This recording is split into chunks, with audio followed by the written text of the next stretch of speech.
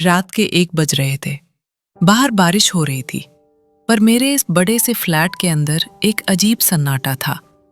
बगल वाले कमरे में मेरी 20 साल की बेटी रिया गहरी नींद में सो रही थी। उसे थोड़ा बुखार था, तो मैंने ही उसे रात को नींद की गोली देकर सुलाया था। मैं जानती थी कि सुबह 8 बजे से पहले उसकी आंख नहीं खुलने वाली। और मैं दबे पांव, बिना किसी आवाज के, अपने होने वाले दामाद रोहन के कमरे के दरवाजे पर खड़ी थी।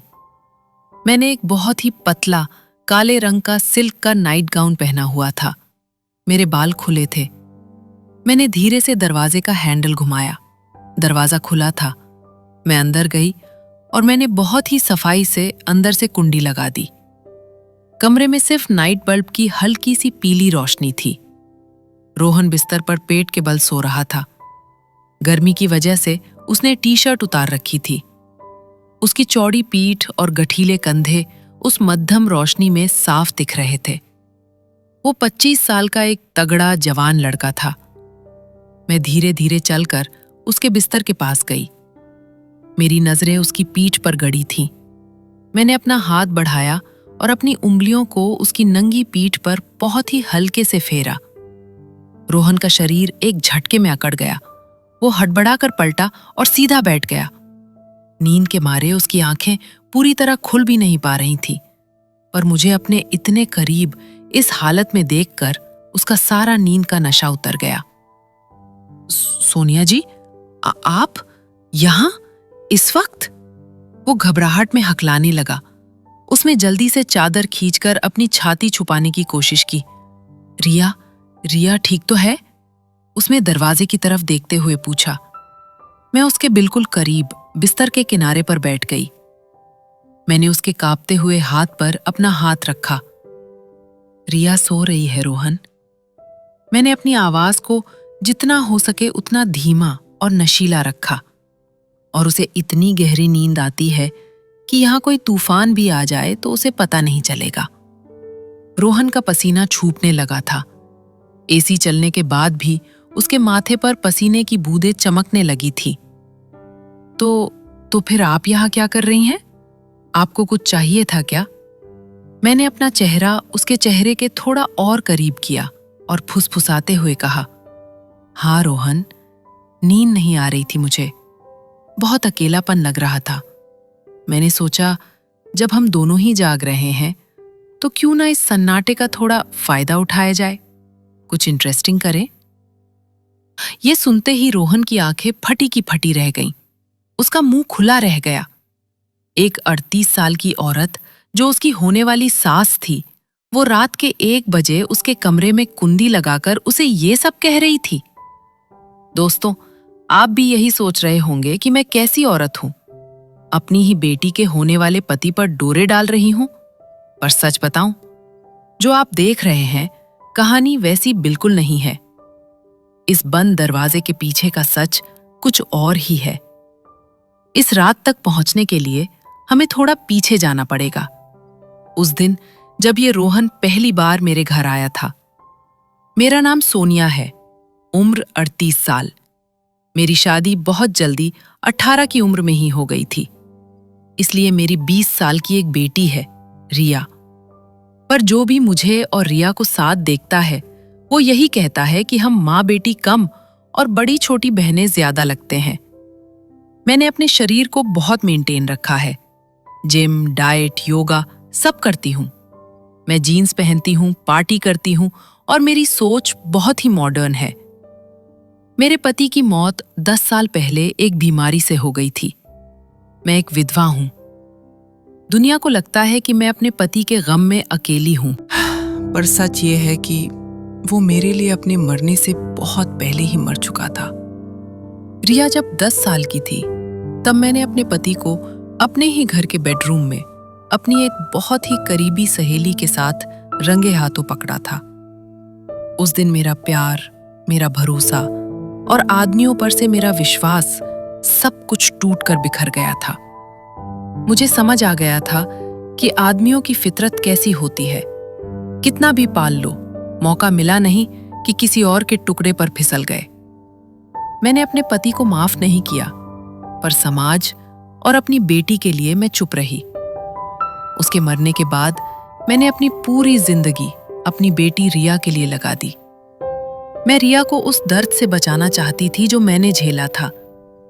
इसलिए जब रिया ने मुझे बताया कि वो रोहन नाम के एक लड़के से प्यार करती है और उससे शादी करना चाहती है, तो मेरे कान खड़े हो गए।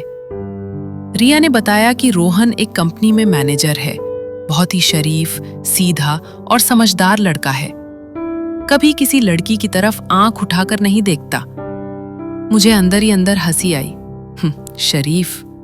दुनिया में कोई मर्द शरीफ नहीं होता, बस उसे मौका नहीं मिला होता। मैंने रिया से कहा कि वो रोहन को घर लेकर आए, मैं उससे मिलना चाहती हूं। जिस दिन रोहन घर आने वाला था, मैंने जानबूझकर एक बहुत ही फिटिंग वाली ब्लैक मिडी ड्रेस पहनी, बाल खुले रखे और हल्का सा मेकअप किया।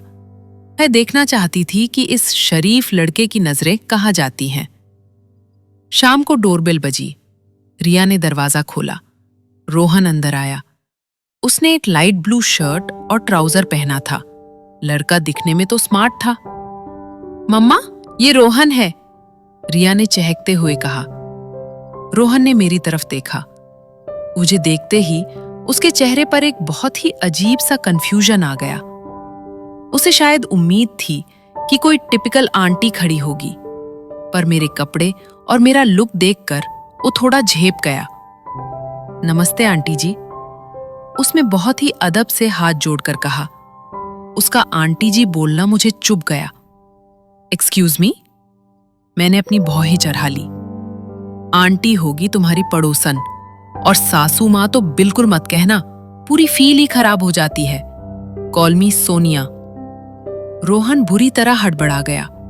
वो रिया की तरफ देखने लगा। रिया हंसने लगी। अरे रोहन, मम्मा ऐसे ही मजाक करती हैं, वो बहुत चिल है। मजाक नहीं कर रही मैंने रोहन की आंखों में सीधा देखते हुए कहा, मुझे सोनिया ही बुलाना। वैसे भी मैं तुमसे सिर्फ 11 साल ही बड़ी हूं। आंटी सुनकर डिप्रेशन आ जाता है।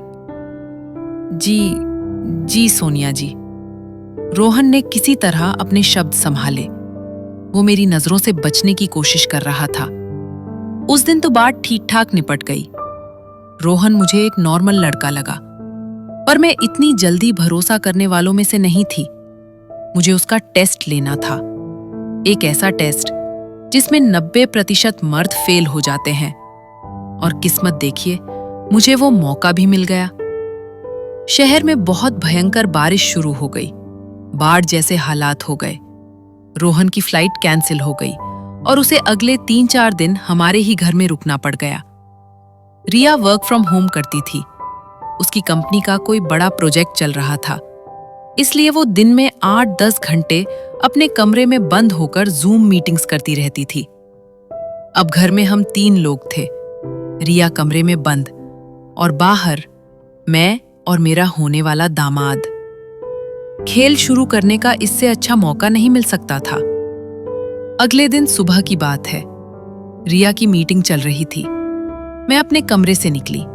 मैंने जानबूझकर एक बहुत ही शॉर्ट स्लीवलेस टॉप और एक छोटा सा शॉर्ट्स पहना हुआ था। ये मेरे घर के कपड़े थे, पर रोहन के सामने ये थोड़े ज्यादा ही बोल्ड थे। रोहन किचन में खड़ा था। वो कॉफी बना रहा था। मैं दबे पांव किचन में गई। रोहन का ध्यान गैस पर रखे बर्तन पर था। मैं उसके बिल्कुल पीछे जाकर खड़ी हो गई, इतनी करीब कि अगर वो जरा सा भी पीछे हटता तो मुझसे टकरा जाता।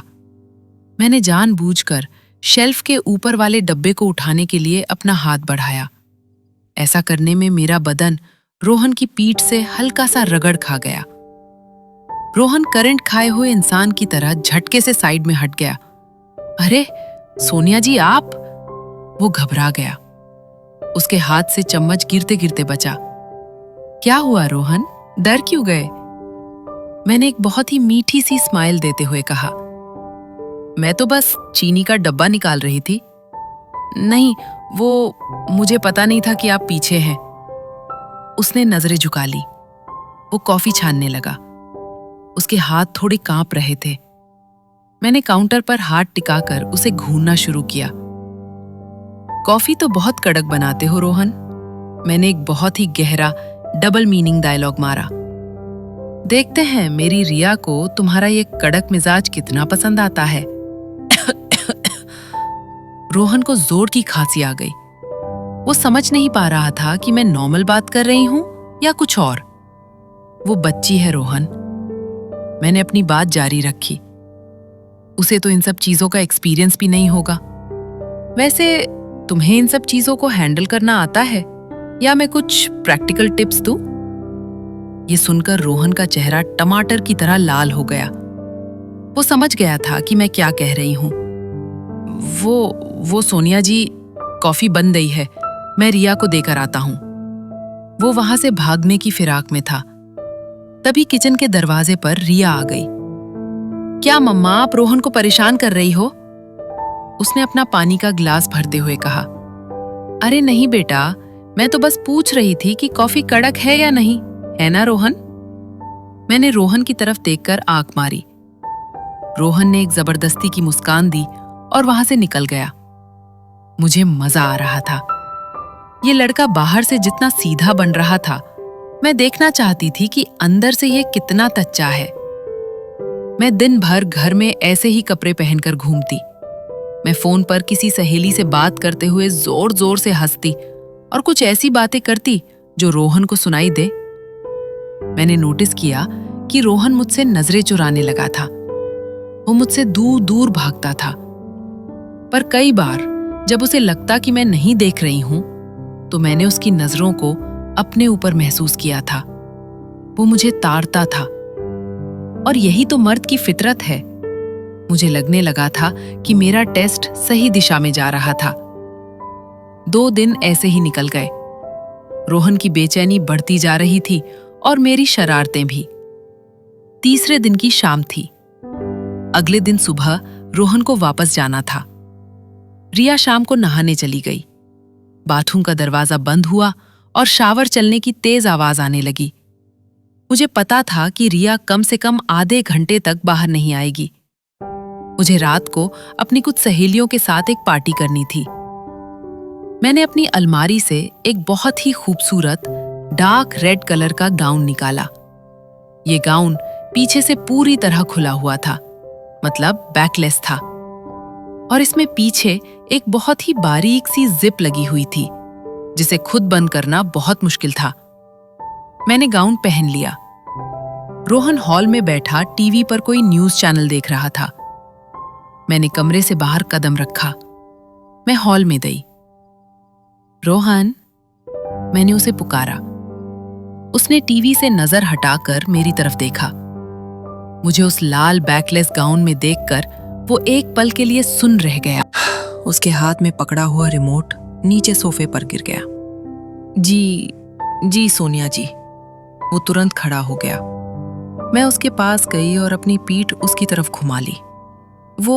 ये मेरे गाउन की जिप पीछे अटक गई है। मेरे हाथ वहां तक नहीं पहुंच रहे। क्या तुम जरा इसे बंद कर दोगे प्लीज?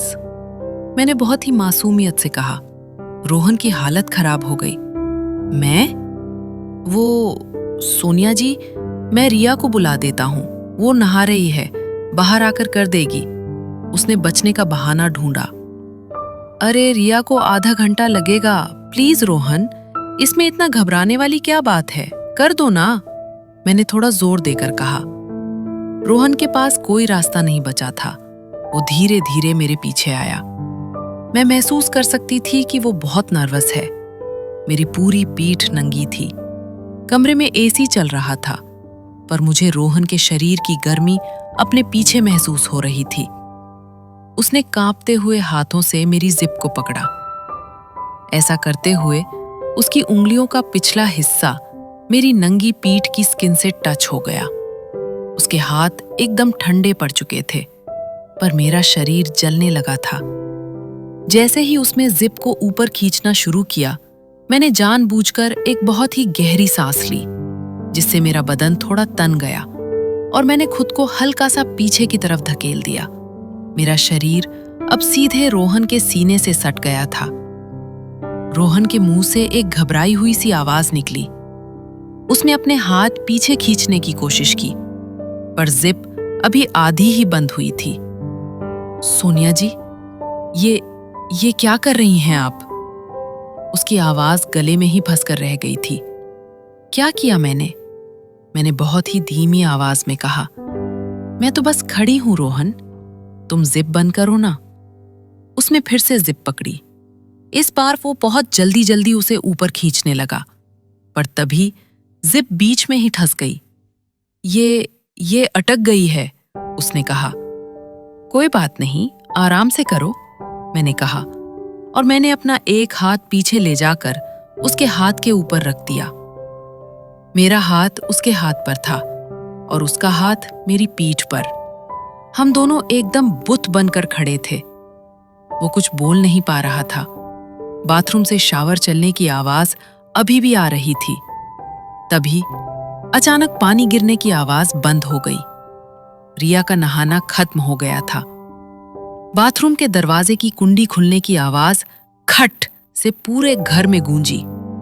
रिया बाहर आ रही थी। रोहन पूरी तरह घबरा गया। वो पीछे हटने के लिए छटपटाने लगा, पर मैंने अपना हाथ उसके हाथ पर और भी जोर से दबा लिया। मैंने उसे अपनी कमर से हटने नहीं दिया।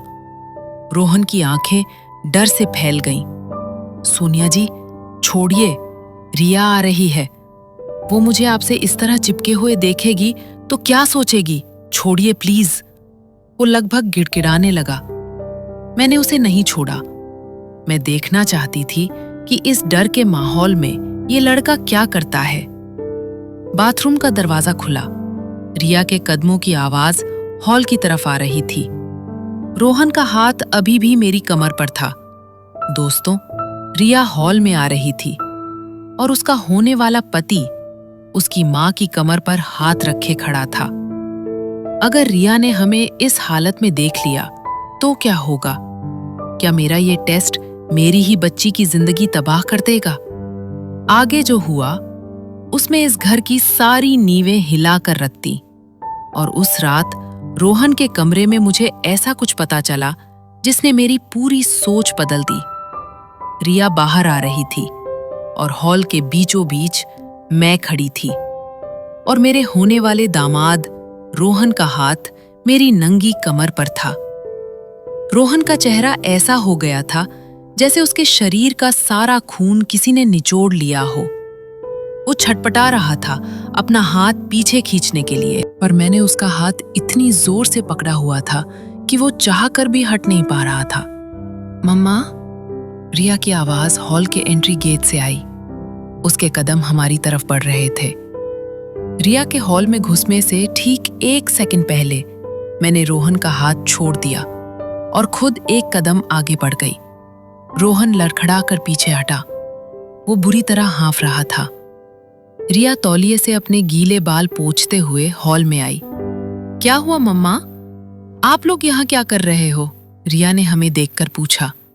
मैंने मुड़कर रिया को देखा। मेरे चेहरे पर एक बहुत ही नॉर्मल, रिलैक्स वाली स्माइल थी। कुछ नहीं बेटा, मैंने बहुत ही शांति से कहा। वो मेरे गाउन की जिप पीछे अटक गई थी। मैं रोहन से कह रही थी कि जरा बंद कर दे, पर बेचारे के हाथ इतने कांप रहे हैं कि इससे जिप पकड़ी ही नहीं जा रही। मैंने रोहन की तरफ देखकर एक हल्का सा ताना मारा। रिया जोर से हंस पड़ी। अरे मम्मा, रोहन बहुत शर्मीला है। वो बेचारा कहाँ आपकी ये डिजाइनर ड्रेसेस की जिप बंद कर पाएगा। आप भी ना रोहन को परेशान मत करो, लाओ मैं कर देती हूँ। रिया मेरे पास आई और उसने 1 सेकंड में मेरी जिप ऊपर खींच दी। मैं मन ही मन मुस्कुरा रही थी। रिया को कोई शक नहीं हुआ था। मैंने रोहन की तरफ देखा। वो मेरी तरफ ऐसे देख रहा था जैसे मैं कोई औरत नहीं, कोई भूत हूं। वो समझ नहीं पा रहा था कि मैं ये सब क्यों कर रही हूं। थैंक यू रोहन, मैंने उसे आंख मारते हुए कहा। अगली बार प्रैक्टिस करके आना। रोहन ने बिना कुछ बोले अपना सिर हिलाया और अपने गेस्ट रूम में चला गया। अगले दिन सुबह से ही घर का माहौल बहुत अजीब था। रोहन मुझसे आंखें नहीं मिला रहा था। नाश्ते की टेबल पर जब मैंने उसे ब्रेड पकनाने के लिए हाथ बढ़ाया तो उसने अपना हाथ ऐसे पीछे खींच लिया जैसे मैंने उसे आग लगा दी हो। रिया को कुछ पता नहीं था। वो अपनी बातों में मस्त थी। पर अचानक दोपहर होते होते रिया की तबीयत खराब होने लगी। उसे हल्का बुखार और सिर में दर्द शुरू हो गया। शायद कल रात बारिश के मौसम में बाल गीले छोड़ने की वजह से उसे ठंड लग गई थी। मम्मा, मेरा सिर फट रहा है, रिया ने सोफे पर लेटते हुए कहा। मैंने उसे पैरासिटामोल दी। तुम जाकर सो जाओ बेटा। रिया ने दवाई खाई और अपने कमरे में चली गई। मुझे पता था कि उस दवाई में हल्का सा नशा होता है। रिया एक बार सो गई तो सुबह 8 बजे से पहले वो नहीं उठने वाली थी। अब घर में सिर्फ मैं और रोहन बचे थे। शाम हुई। बाहर फिर से झमाझम बारिश शुरू हो गई। मौसम में एक अजीब सी ठंडक थी, पर मेरे फ्लैट के अंदर का तापमान बढ़ रहा था। रोहन ने शाम को ही कह दिया था कि उसे भूख नहीं है और वो अपने कमरे में जा रहा है। रात के 11:30 बज चुके थे। मैंने अपनी अलमारी खोली और अपना सबसे पसंदीदा काले रंग का सिल्क का नाइट गाउन निकाला। ये गाउन बहुत ही पतला था। मैंने वो गाउन पहना, शीशे में खुद को देखा। 38 साल की उम्र में भी मेरे बदन में वो कसाव था जो अच्छों का ईमान डगमगा दे। मैंने अपने बालों को खुला छोड़ा। मैंने डाइनिंग टेबल से रेड वाइन की एक महंगी बोतल और 2 कांच के गिलास उठाए। अब वक्त आ गया था उस असली टेस्ट का। मुझे देखना था कि ये शरीफ दिखने वाला दामाद अकेलेपन और मौके का फायदा उठाता है या सच में मेरी बेटी से प्यार करता है। मैं दबे पांव रोहन के कमरे की तरफ बढ़ी। रिया के कमरे का दरवाजा बंद था और अंदर से एकदम सन्नाटा था। मैंने रोहन के कमरे का हैंडल धीरे से घुमाया। मुझे लगा था कि वो अंदर से कुंडी लगाकर सोएगा, पर शायद वो भूल गया था। दरवाजा खुल गया। मैंने अंदर कदम रखा। कमरे में सिर्फ नाइट बल्ब जल रहा था। एसी बहुत तेज चल रहा था। रोहन गद्दे पर उल्टा लेटा हुआ था। उसने शर्ट नहीं पहनी थी। वो गहरी नींद में था। मैंने बिना कोई आवाज किए दरवाजे को अंदर से लॉक कर दिया। मैंने वाइन की बोतल और गिलास साइड टेबल पर रखे और मैं धीरे धीरे चलकर उसके बिस्तर के किनारे पर बैठ गई। मैंने अपना हाथ बढ़ाया और उसकी नंगी चौड़ी पीठ पर अपनी उंगलियों को बहुत ही हल्के से फेरना शुरू किया। रोहन का शरीर एक झटके में अकड़ गया। वो हड़बड़ाकर पलटा और सीधा बैठ गया। नींद के मारे उसकी आंखें पूरी तरह खुल भी नहीं पा रही थीं। पर मुझे अपने बिस्तर पर इतने करीब और इस काले सिल्क के डाउन में देखकर उसका सारा नशा उतर गया। सोनिया जी, आप यहां? वो घबराहट में हकलाने लगा। उसने जल्दी से चादर खींचकर अपनी छाती छुपाने की कोशिश की। मैंने उसके कांपते हुए हाथ पर अपना हाथ रखा। रिया सो रही है रोहन। मैंने अपनी आवाज को जितना हो सके उतना धीमा और नशीला रखा। और उसे इतनी गहरी नींद आती है कि यहाँ कोई तूफान भी आ जाए तो उसे पता नहीं चलेगा। रोहन का पसीना छूटने लगा था। एसी चलने के बाद भी उसके माथे पर पसीने की बूंदें चमकने लगी थीं। तो फिर आप यहाँ क्या कर रही हैं? आपको कुछ चाहिए था क्या? मैंने अपना चेहरा उसके चेहरे के थोड़ा और करीब किया। हाँ रोहन, नींद नहीं आ रही थी मुझे। बहुत अकेलापन लग रहा था। मैंने सोचा जब हम दोनों ही जाग रहे हैं तो क्यों ना इस सन्नाटे का थोड़ा फायदा उठाया जाए, कुछ इंटरेस्टिंग करें। रोहन की आंखें फटी की फटी रह गईं। उसका गला सूख गया। सोनिया जी, आप ये क्या बोल रही हैं? आपका दिमाग तो ठीक है? रिया बगल वाले कमरे में है। मैं आपका दामाद हूं। वो बहुत ही दबी हुई आवाज में चिल्लाने की कोशिश कर रहा था। मैं हंसी। मैंने उठकर वाइन की बोतल खोली और दोनों गिलासों में वाइन डाली। मैंने एक गिलास उसकी तरफ बढ़ाया। पियो इसे रोहन, घबराहट कम होगी, मैंने कहा। उसने गिलास में ही लिया। मैंने गिलास वापस टेबल पर रखा और मैं बिस्तर पर घुटनों के बल खिसक कर उसके बिल्कुल करीब आ गई। दामाद तो तुम तब बनोगे ना जब शादी होगी। मैंने उसके चेहरे पर बिखरे हुए बालों को पीछे हटाते हुए कहा, अभी तो तुम सिर्फ एक 25 साल के जवान लड़के हो और मैं भी कोई बूढ़ी नहीं हूं। रिया तो अभी बच्ची है रोहन, मैंने बहुत ही गहरी आवाज में कहा। उसे तो प्यार करना आता भी नहीं होगा। तुम जैसे जवान लड़के को तो किसी ऐसी मैच्योर औरत की जरूरत है जो तुम्हें असली जन्नत दिखा सके। रोहन का शरीर कांप रहा था। मेरी उंगलियां उसके गालों को छू रही थीं। इस कमरे में कोई नहीं है रोहन, मैंने फुसफुसाते हुए कहा। आज रात तुम जो चाहो मैं तुम्हें दे सकती हूं और ये राज हमेशा इस कमरे में दफन रहेगा। रिया को कभी कुछ पता नहीं चलेगा। मैंने अपना हाथ उसकी छाती पर रख दिया। उसकी धड़कनें हथौड़े की तरह चल रही थीं। मुझे लगा कि अब वो पिघल जाएगा। 90% आदमी इस मौके पर आकर हथियार डाल देते हैं। रोहन ने मेरी आंखों में देखा। उसकी आंखों में एक अजीब सा नशा छाने लगा था। उसने अपना हाथ बढ़ाया और मेरी कलाई को पकड़ लिया। मुझे लगा वो मुझे अपनी तरफ खींचेगा, पर अगले ही सेकंड रोहन ने मेरी कलाई को इतनी जोर से झटका कि मैं बिस्तर पर पीछे की तरफ गिर पड़ी। दिमाग खराब हो गया है आपका सोनिया जी? रोहन की वो दबी हुई आवाज अब एक दहाड़ में बदल चुकी थी। वो बिस्तर से कूदकर खड़ा हो गया। मैं हक्की बक्की रह गई। आपको शर्म नहीं आती? बगल में आपकी सगी बेटी सो रही है और आप यहां अपनी हवस बुझाने आई है? वो गुस्से से कांप रहा था। रोहन, मेरी बात तो सुनो। मैंने उठने की कोशिश की। शट अप सोनिया जी, एकदम चुप, उसने मुझे उंगली दिखाते हुए कहा। बहुत हो गया आपका ये नाटक। मैं आपकी बेटी से प्यार करता हूं, आपके इस जिस्म से नहीं। आप रिया की मां है, इसलिए इतने दिन से आपकी हर बदतमीजी बर्दाश्त कर रहा था। वो अपना सूटकेस निकालने लगा। अगर आपको लगता है कि मैं आपके सस्ते हुस्न के जाल में फंस जाऊंगा और रिया को धोखा दूंगा, तो आप गलत आदमी से पंगा ले रही हैं। मैं एक शरीफ बाप का बेटा हूं, कुत्ता नहीं हूं जो हर हड्डी पर लार टपकाऊं। मैं बिस्तर पर बैठी उसे देख रही थी। आप एक नंबर की घटिया औरत है। मुझे रिया के लिए अफसोस हो रहा है कि उसकी मां ऐसी है। मैं अभी के अभी ये घर छोड़कर जा रहा हूं। सुबह रिया को सब कुछ सच बता दूंगा। रोहन ने अपना बैग पैक कर लिया था।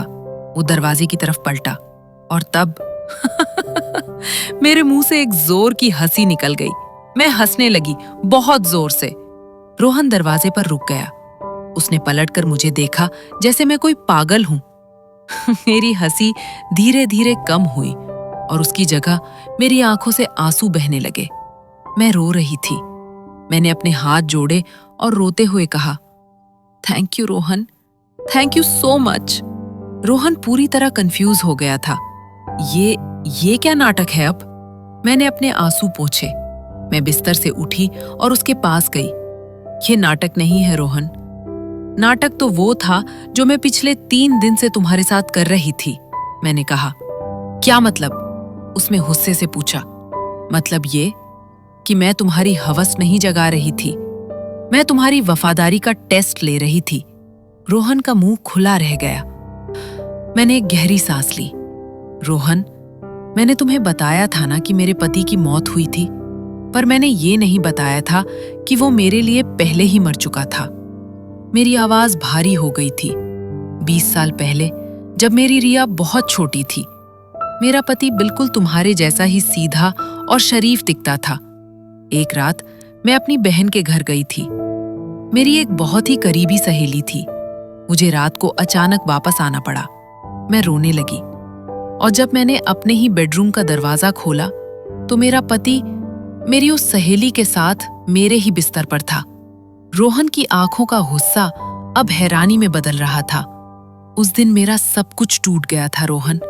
मुझे पता चल गया था कि जब दरवाजा बंद होता है और कोई देखने वाला नहीं होता, तो अच्छे अच्छे शरीफ आदमियों का जानवर बाहर आ जाता है।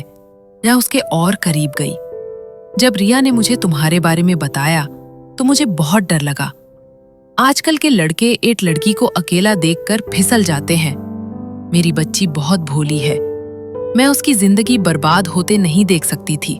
मैंने तुम्हें ऊपर से नीचे तक देखा रोहन। मैं बस ये देखना चाहती थी कि जब एक जवान लड़के को बंद कमरे में बिना पकड़े जाने के डर के कोई औरत अपने जिस्म का लालच दे तो क्या वो अपनी होने वाली बीवी के लिए वफादार रहेगा। मैंने उसके सामने हाथ जोड़ लिए। 90% मर्द फिसल जाते हैं रोहन।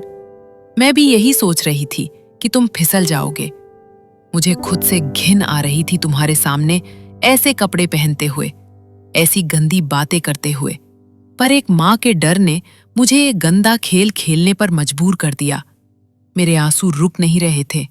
पर तुमने मुझे गलत साबित कर दिया रोहन। तुमने मेरी बेटी के लिए अपनी हवस को मार दिया। तुमने उस लालच को ठोकर मार दी। तुम पास हो गए रोहन। तुम मेरा ये सबसे मुश्किल टेस्ट पास कर गए। मेरी बच्ची बहुत लकी है जो उसे तुम जैसा पति मिल रहा है। मुझे माफ कर दो बेटे। मैंने तुम्हें बहुत तड़पाया। इतना बोलकर मैं वही जमीन पर बैठ गई और फूट फूट कर रोने लगी। कमरे में एकदम सन्नाटा छा गया था। कुछ देर बाद मुझे महसूस हुआ कि किसी ने मेरे कंधे पर हाथ रखा है। मैंने ऊपर देखा। रोहन मेरे पास जमीन पर बैठा था। उसकी आंखों में अब मेरे लिए वो नफरत या घिन नहीं थी। उसकी आंखों में अब इज्जत थी। सोनिया जी, उसने मुझे उठाया। मैं आपका दर्द समझ सकता हूं। जो आपने झेला, उसके बाद किसी पर भी भरोसा करना नामुमकिन है। उसने मेरा हाथ अपने हाथ में लिया। आपको ये सब करने की जरूरत नहीं थी, पर मैं आपसे वादा करता हूं, मैं रिया को कभी वो दर्द नहीं दूंगा जो आपके पति ने आपको दिया। ये मेरा वचन है। मेरे दिल का सारा बोझ उतर गया था। अगले दिन सुबह रिया उठी तो उसे कुछ पता नहीं था। हमने उसे कुछ नहीं बताया। वो बस इतना जानती थी कि उसकी मम्मा रोहन को बहुत पसंद करती हैं। 1 महीने बाद मैंने बहुत धूमधाम से रिया और रोहन की शादी कर दी। जब मैं रोहन को मंडप पर देख रही थी तो मुझे पता था कि मेरी बच्ची सबसे सुरक्षित हाथों में है। दोस्तों, अपनी ही बेटी के होने वाले पति के सामने पल्लू गिराना, उसे अपने बिस्तर पर बुलाना, एक माँ के लिए इससे ज्यादा घिनौना कुछ नहीं हो सकता। मैं आज भी जब वो रात याद करती हूँ तो मुझे खुद पर शर्म आती है। पर एक धोखेबाज पति के दिए हुए उस पुराने दर्द ने मुझे ये गंदा खेल खेलने पर मजबूर कर दिया। मैं बस अपनी बच्ची को उस नरक से बचाना चाहती थी। आप ही मुझे कमेंट्स में सच सच बताइए। एक माँ होने के नाते मैंने अपने दामाद का जो टेस्ट लिया, क्या वो सही था? क्या अपनी बेटी का भविष्य सुरक्षित करने के लिए ऐसा गंदा नाटक करना जायज है? मुझे आपके कमेंट्स का इंतजार रहेगा। मुझे बताइए कि क्या मैं एक अच्छी माँ हूं या एक बुरी औरत? अगर आपको मेरी ये उलझन और ये कहानी पसंद आई हो तो इस वीडियो को लाइक करें और चैनल को सब्सक्राइब करके बेल आइकन जरूर दबाएं। मैं फिर मिलूंगी जिंदगी के एक नए राज के साथ।